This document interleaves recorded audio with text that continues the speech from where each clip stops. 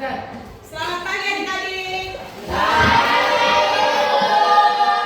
Apa kabar hari ini? Baik. Sebelum dalam pembelajaran, Ibu minta sama bisa berbicara.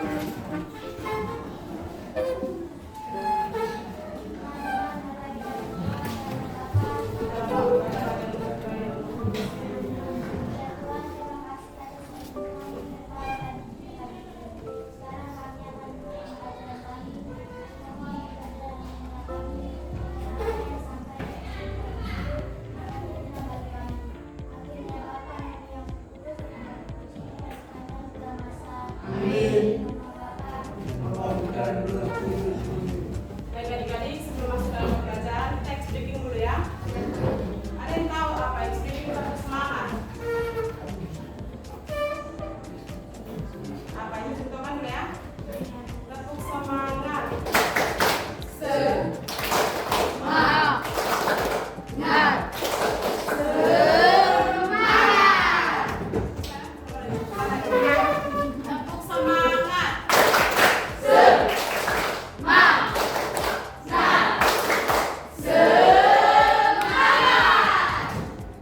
Terima kasih.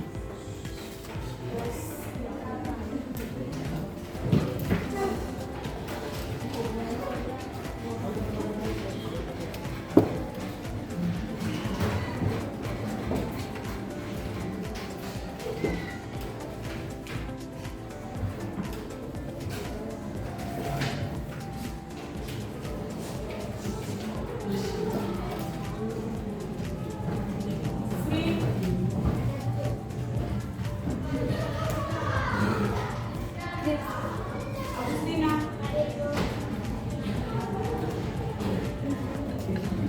Vicky.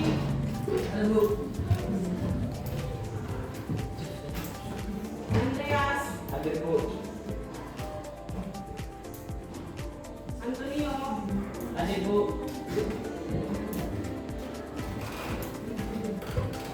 Latika. Beatrix.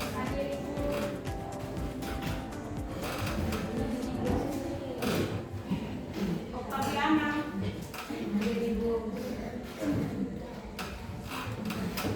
Damian.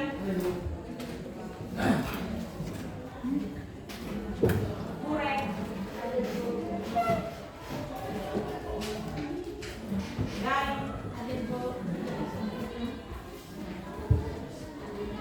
Bapak.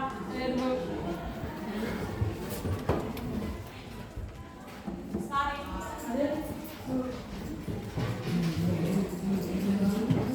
Oke.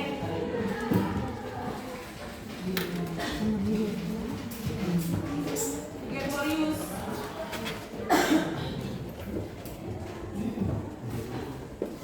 Glenn.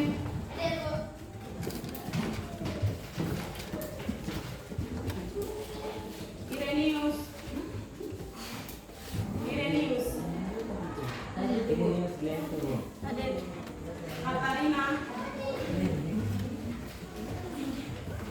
Natalia.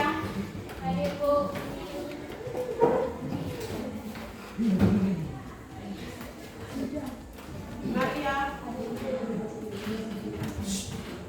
Marianus.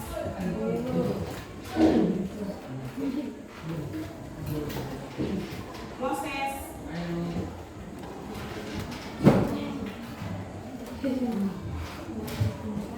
Kewa.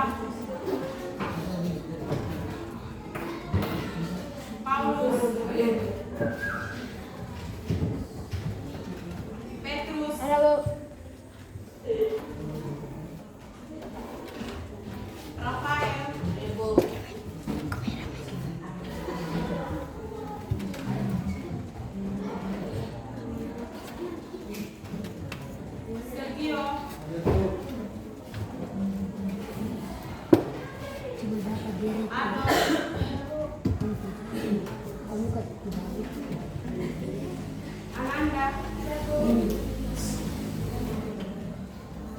Oman, Yohana,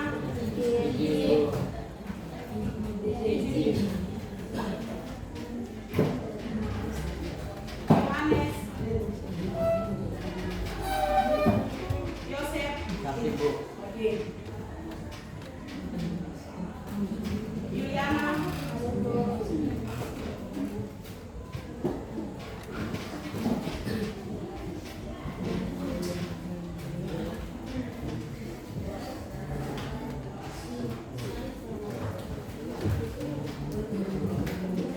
baik yang kali ini izin satu orang sakit satu orang ya. Ya, Bu. Kenapa nih? Emang siapa? Siapa?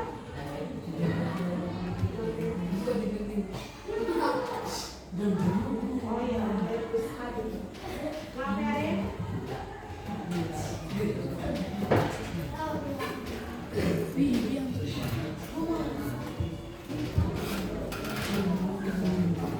Baik adik-adik, pembelajaran kita di pagi hari ini di bagian bab 1, Yesus mewartakan kerajaan Allah.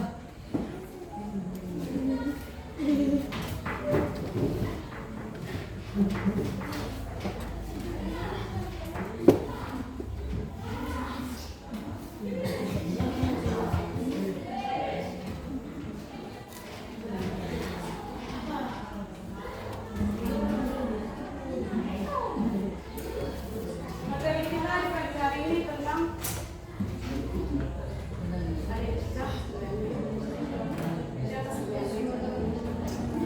Yesus mewartakan kerajaan Allah dari kedatangan Musa. Adik-adik yang baru bisa lihat kan? Bisa. Tujuan pembelajaran kita di pagi hari ini tentang adalah mampu memahami karya Yesus. Yesus mewartakan kerajaan Allah melalui tindakan dan mujizat sehingga dapat serta menjadi pewarta kabar sukacita bagi sesama melalui perbuatan nyata sehari-hari. Apa itu mujizat? Ada yang tahu apa itu mujizat?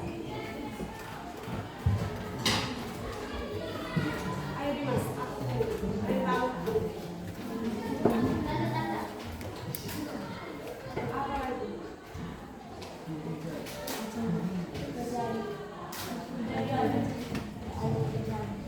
Apa itu mujizat?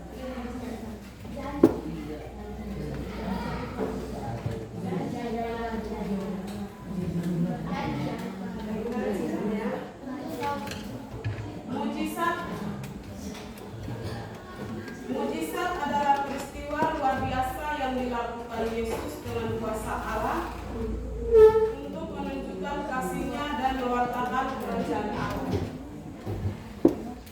Ibu bisa lihat ya tidak? Bisa. Ciri-ciri mujizat Yesus. Yang pertama, menunjukkan kuasa Allah.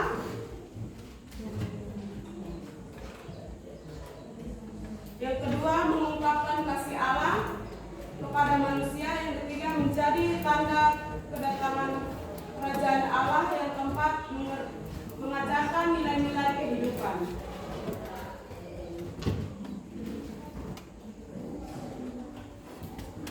Yesus bukan saja berbicara tentang kerajaan Allah, tetapi juga memberikan kesaksian tentang kerajaan Allah melalui tindakan-tindakan. Kerajaan Allah yang diwartakan Yesus tidak ditunjukkan pada suatu kelompok atau suatu golongan tentu saja, tetapi ditunjukkan untuk semua orang. Yesus merangkul semua orang yang baik atau jahat agar dapat merasakan keselamatan.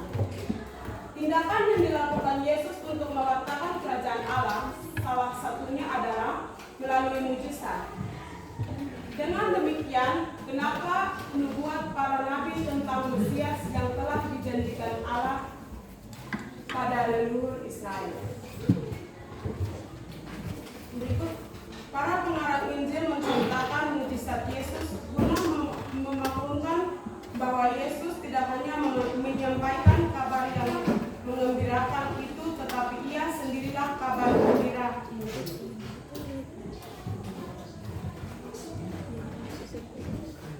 Kenapa harus menggunakan mukjizat? Ada yang tahu? Kenapa harus menggunakan mukjizat? Yang mana ya? Yang lain?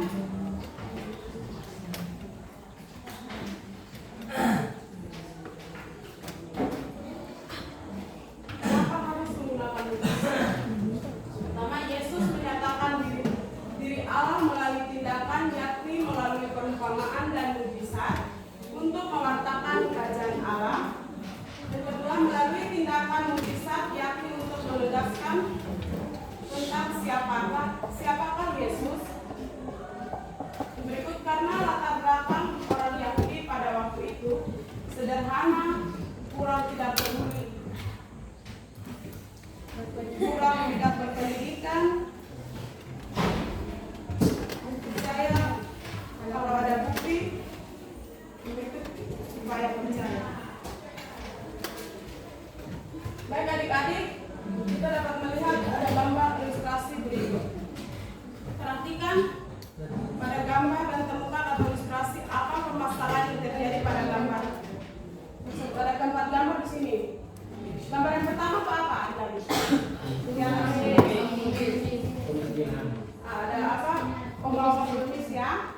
Gambar yang kedua? Mengamen. Ya. Gambar yang ketiga? Gambar yang keempat?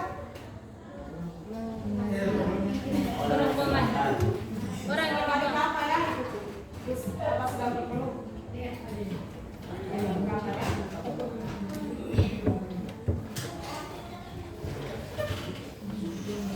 Karya dan tindakan Yesus. Yang pertama, Yesus menyembuhkan orang kusta.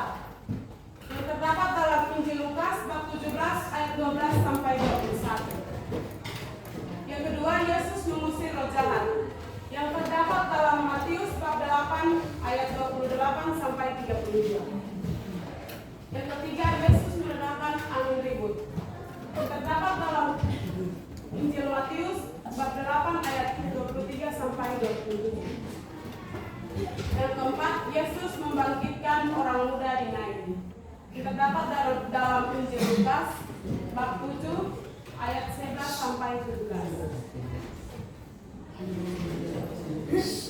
Temukan mukjizat apa yang dilakukan atau ceritakan secara garis besar isi kitab suci tersebut, kemudian kaitkan dengan gambar dan pesan tentang apa.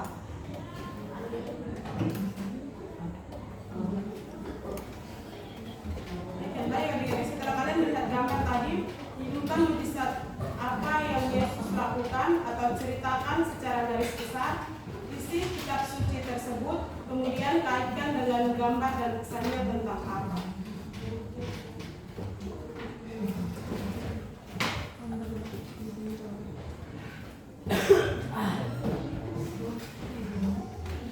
Baik, pertanyaan yang dibagi, temukan mukjizat apa yang Yesus lakukan atau ceritakan secara garis besar isi kitab suci tersebut, kemudian kaitkan dengan gambar dan pesan tentang apa.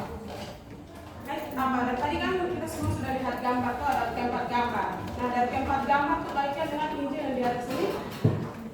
Ini seperti ini bagian pembahasan. Gambar yang pertama, lansia pengemis ya. Kaitkan dengan Yesus menyembuhkan orang kusta. Isi teks kitab suci, 10 orang kusta bertemu Yesus dalam perjalanan ke Yerusalem. Mereka berdiri jauh-jauh dan berteriak, "Yesus, Guru, kasihanilah kami." Yesus menyuruh mereka pergi memperlihatkan diri kepada imam. Dalam perjalanan mereka semua disembuhkan, namun hanya satu orang Samaria yang kembali memuji Allah dan mengucap syukur kepada Yesus. Dan kita kaitkan dengan gambar yang tadi ya, yang bagian apa? lansia pemirsa di umat ya. Diingatkan lansia yang meminta-minta di perjalanan mencerminkan kondisi orang kusta yang terpinggirkan dan memohon belas kasih. Keduanya mengalami penolakan masyarakat dan hidup dalam keterbatasan. Pesan bagi kita: jangan mengabaikan orang yang membutuhkan bantuan. Jika kalian teman membutuhkan bantuan, contohnya seperti apa? Contohnya Petrus tidak ada bolpen. Kalau Dimas ada bolpen bisa berbagi kepada Petrus ya. Itu seperti dalam apa?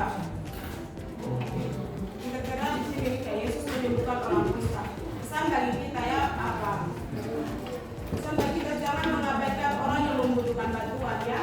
Jadi kalau misalnya ada pengemis begitu, kalian lewat, dia kalian ada uang, masih kasih ya. Yang kedua, pentingnya rasa syukur atas berkat yang diterima. Yang ketiga, Allah peduli pada mereka yang terpinggirkan. Gambar yang kedua tadi ya, gambar yang kedua tentang pengamen bernyanyi di atas mobil. Yesus mengusir roh jahat. Terdapat dalam Injil Matius bab 8 ayat 28 sampai 34. Di kitab suci, di daerah Gadara, dua orang kerasukan yang sangat ganas keluar dari kuburan. Mereka berteriak kepada Yesus, "Hai Anak Allah, apa urusanmu dengan kami? Roh jahat memohon diizinkan masuk ke kawanan kami." Yesus mengabulkannya, lalu babi-babi itu terjun ke laut dan mati. Orang-orang kota meminta Yesus pergi karena takut. Kaitkan dengan gambar yang tadi pengamen ya. Pengamen bernyanyi di atas mobil. Tadi adik-adik sudah lihat toh yang bagaimana? Pengamen yang bernyanyi di atas mobil mencari uang untuk makan. Hal ini mencerminkan orang kerasukan yang berteriak. Keduanya menunjukkan kondisi jiwa yang tidak tenang dan terpaksa melakukan hal ekstrim untuk bertahan hidup. Pengamen terjebak dalam roh kemiskinan yang memaksanya bertindak di luar kebiasaan normal untuk memenuhi kebutuhan dasar. Pesan bagi kita ya. Jangan ada Dimas dengan Doros tuh. Saya tadi Dimas dan Doros ini main-main terus. Maka bicara-bicara apa saja kak? Perhatikan ke depan ya. Pesan bagi kita: kemiskinan adalah roh jahat yang membelenggu dan memaksa seseorang bertindak untuk melakukan sesuatu demi memenuhi kebutuhan pribadi. Yesus mampu membebaskan diri dari belenggu kemiskinan yang menguasai hidup seseorang. Yang ketiga, jangan menghakimi pengamen, mereka butuh pembebasan dari situasi yang memaksa. Yang keempat, kita dipanggil untuk membantu mengusir kemiskinan dari kehidupan mereka.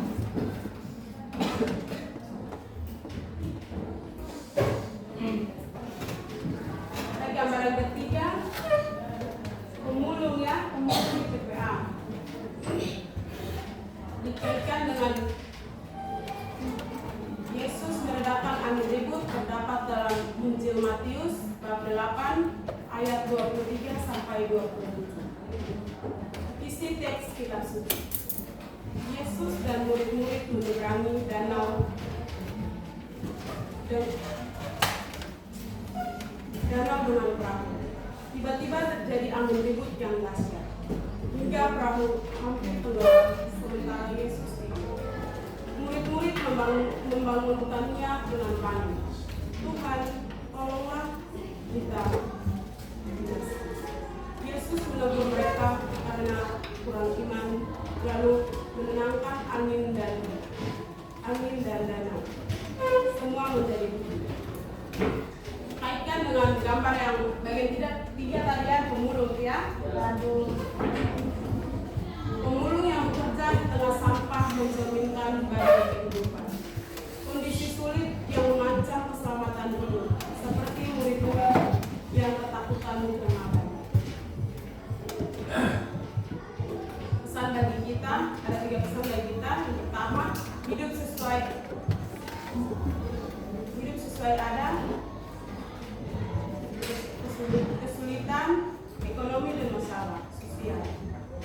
kedua, iman Yesus dapat menenangkan keresahan hati. Yang ketiga, jangan panik dalam menghadapi masalah, percayalah pada kuasa Allah. Baik adik-adik, dalam sini apa bagian Yesus mendatangkan angin ribut? Apa kita harus percaya kepada Tuhan ya? Ini terdapat dalam Injil Matius ini bab 8 ayat 23 sampai 27. Yesus meredakan angin ribut, di mana murid-muridnya mereka sementara panik ya. Jika kita percaya kepada Tuhan, jangan panik ya, supaya Tuhan selalu ada di hati kita ya. Yang berikut, gambar bagian 4. Gambar bagian 4 dari tentang dua anak miskin kelaparan.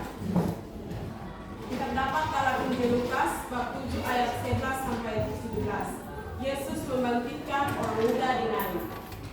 Isi teks kitab suci di kota Nain. Yesus bertemu dengan iringan-iringan kekuburan. Yang meninggal adalah anak tunggal seorang muda. Yesus bergerak hatinya melihat janda itu dan berkata, jangan lupa yang begitu usungan dan berkata, hai anakku, aku berkata kepada anak itu hidup kembali dan Yesus menyerahkannya kepada. Kaitkan dengan gambar yang dua anak miskin sedang kelaparan ya adik-adik. Dua anak yang tertidur lelap karena kelaparan mencerminkan kondisi mati secara sosial. Mereka kehilangan masa kanak-kanak yang seharusnya ceria seperti anak muda di Nain yang mati secara tempat uang depan mereka menunjukkan harapan akan belas kasihan. Pesan dari kita, anak-anak miskin adalah korban yang mati dalam sistem yang tidak adil. Yang kedua, Allah sangat peduli pada anak-anak yang menderita dan kita dipanggil untuk membangkitkan harapan mereka dengan tindakan nyata seperti Yesus yang tergerak hatinya. Kita pun harus bergerak melihat penderitaan anak-anak. Yang ketiga, kemiskinan anak adalah kematian.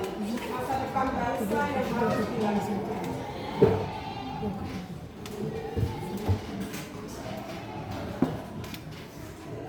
Baik adik-adik, dari keempat mujizat yang tadi dapat disimpulkan, keempat mujizat ini menunjukkan bahwa Allah hadir dalam penderitaan manusia, terutama yang paling rentan, pengemis, pengamen, pemulung, dan anak-anak miskin. Gambar-gambar ini mengingatkan kita bahwa mujizat Allah tetap diperlukan hari ini dan kita dipanggil untuk menjadi instrumennya dalam memberikan kebebasan, ketenangan, kesembuhan, dan hidup baru bagi yang lain. Baik, apa? Itu ada 5 pertanyaan. Ibu sudah siapkan 5 pertanyaan ya.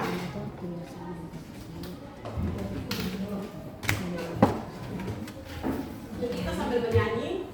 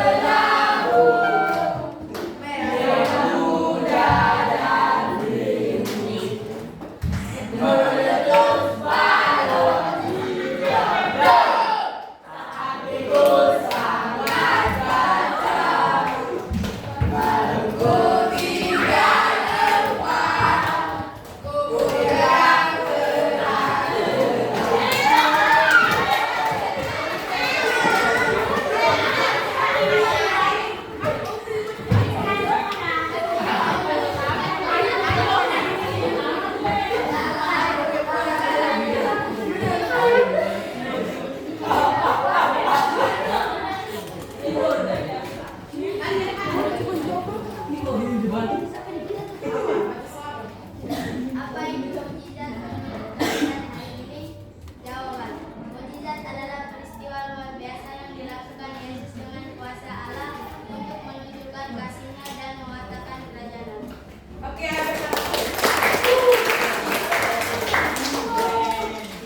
Sekarang berdiri.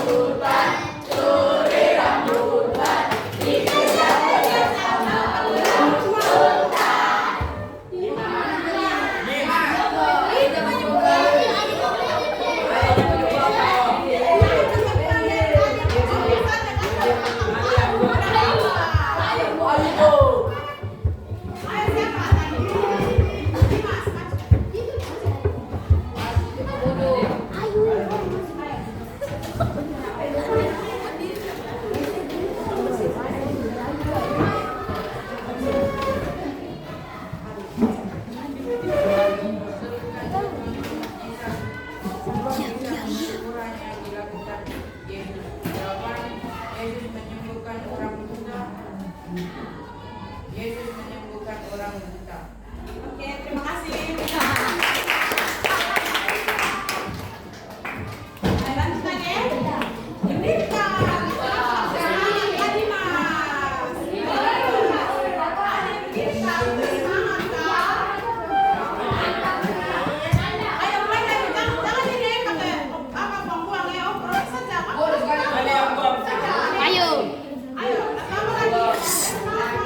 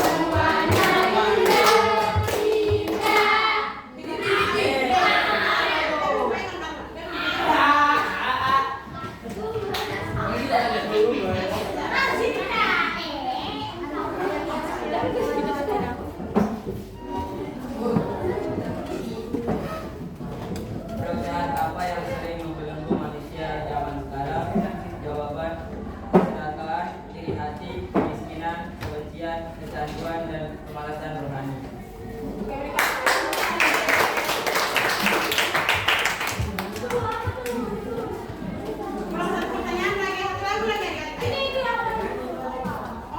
Lagu panjang, baik.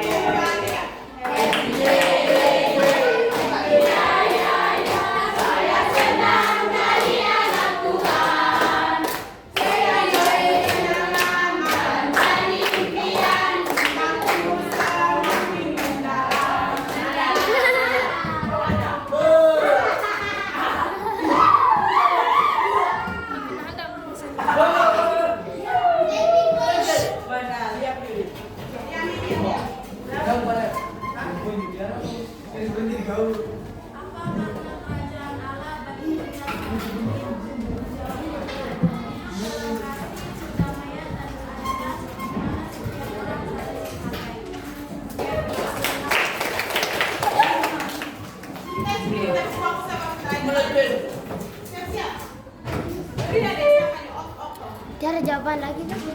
Tabung fokus. Melihat, mendengar, mengingat. Oke, terima kasih. Silakan duduk adik-adik.